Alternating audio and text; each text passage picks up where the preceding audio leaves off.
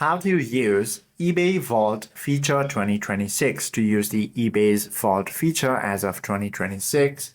All you have to do is first of all link and set up your Vault profile. And go ahead and launch the official application itself or head to the official website and then head to My eBay and look at the PSA valuation section. Once you're there, click the enroll or connect your pre-existing PSA account, and then complete the identity verification steps to generate your unique PSA Vault ID number. Once you do this, you simply have to buy eligible cards and send to the vault.